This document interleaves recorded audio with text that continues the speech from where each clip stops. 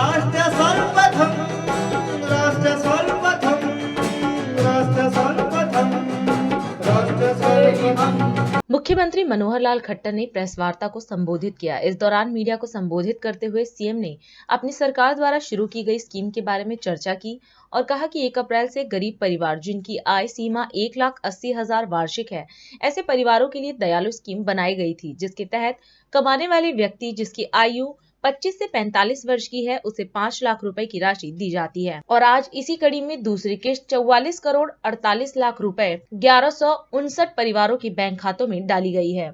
जैसा आपको जानकारी दी थी कि 1 अप्रैल से हमने एक नई स्कीम शुरू की थी।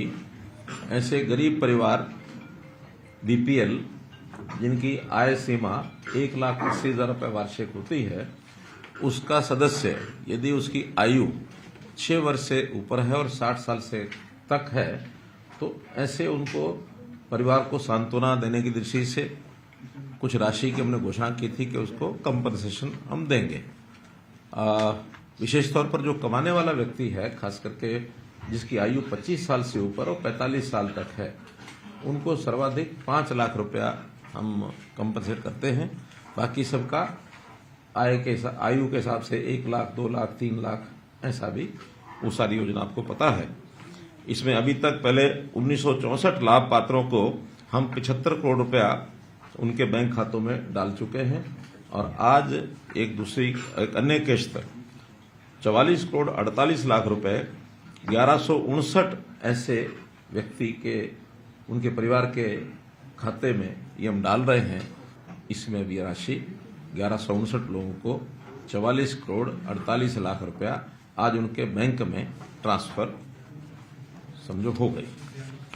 यमुनानगर में एक बहुत बड़ी दुर्घटना जो हुई है, उस दुर्घटना से वास्तव में बहुत एक दुखदायी घटना है वो, उसके खिलाफ भी हमने कार्रवाई की है और उस कार्रवाई में जो लोग दोषी पाए गए हैं उनके खिलाफ एफआईआर की गई, उनको जेल में डाला गया है। एक विषय तो वो है ही है, साथ में उनके जो लाइसेंस हैं L13 ये लाइसेंस रद्द कर दिया गया है। 2 करोड़ 51 लाख रुपए की राशि इसका जुर्माना किया गया है और ये जुर्माना की राशि की रिकवरी लैंड रेवेन्यूज के हिसाब से जैसे रिकवरी होती है उसको रिकवर किया जाएगा। इसमें 3 मुकदमे यमुनानगर के हैं, 19 आरोपियों को गिरफ्तार किया जा चुका है। 3 मुकदमे अंबाला के दर्ज हुए हैं, 16 आरोपी उसमें गिरफ्तार किए गए हैं। जो ये लाइसेंसधारी हैं 4 लोग हैं, इनके लाइसेंस भी रद्द कर दिए गए हैं। दयालु स्कीम में हमने बेनिफिशियरीज को पैसा जो ट्रांसफर किया है उसमें 11 लोग ये लोग भी हैं। 18 की डेथ हुई है तो 11 लोग उसमें कवर होते हैं, उनको भी पैसा भेज दिया गया है। सफाई कर्मचारी एक स्कीम लागू की गई है, उस स्कीम के हिसाब से जो कर्मचारी अपने शहर को उच्च मापदंड की श्रेणी में लाएंगे, स्वच्छता जो सर्वेक्षण होता है राष्ट्रीय स्तर पर एक सूची छपती है, उसमें जो ऊपर यानी कारपोरेशन के जो 25% कारपोरेशन यानी 11 हैं तो 3 कारपोरेशन जो उसमें सर्वश्रेष्ठ आएंगे उनके कर्मचारियों को 12,000 रुपया वार्षिक प्रोत्साहन ये दिया जाएगा। कुल मिलाकर इसमें 4 किस्तों में ये देंगे। ये कर्मचारी चाहे नियमित हों, चाहे पालिका के जो रोल कर्मचारी हैं, आउटसोर्सिंग है, जितने भी उन नगर पालिकाओं में लोग होंगे उनको सबको, उनके जो कर्मचारी हैं आउटसोर्सिंग एजेंसी के जो कर्मचारी हैं उन सबको ये मिलेगा। लगभग 20 करोड़ रुपया वर्ष का इसमें जो है अतिरिक्त इन कर्मचारियों को हिस्से में जाएगा। इंडिया फर्स्ट तो जनता के अंदर बहुत बड़ा अभियान लेने की योजना केंद्र सरकार ने, प्रधानमंत्री जी ने बनाई, हमारे पास भेजी है। उसमें गांव-गांव में रथ यात्रा ये जाएगी। जहां रथ पहुंचेगा वहां विभिन्न प्रकार के कार्यक्रम होंगे, साथ ही एजुकेशनल इंस्टीट्यूशन में भी कार्यक्रम होंगे।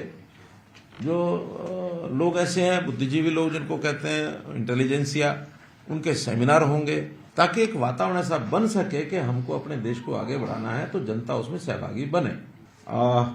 आदिवासी क्षेत्र में तो ये यात्राएं 15 नवंबर से शुरू हो चुकी हैं, लेकिन बाकी देश में खास करके जो चुनाव के राज्य हैं या फिर चुनाव के राज्यों के आसपास वाले चुनाव जो राज्य जिन्होंने इसमें भागीदारी अपनी की है, हरियाणा जिसमें आता है, इसकी तैयारी आज से हमने शुरू की है। आज जैसे आप लोगों को बता रहे हैं, ऐसे ही इसको जनता भी करेगी, एनजीओज भी करेंगे, एजुकेशन इंस्टीट्यूशन भी करेंगे, सरकारें भी करेंगी, हर विभाग इसमें लगेगा। जो जिसकी उपलब्धि है वो सब उपलब्धियां और उसमें जनता को बताई जाएंगी, और जनता के लिए जो हमारी योजनाएं हैं उसमें बचे हुए जो काम हैं उन कामों के नाते भी सुविधाएं वहां और दी जाएंगी। राष्ट्र सर्वप्रथम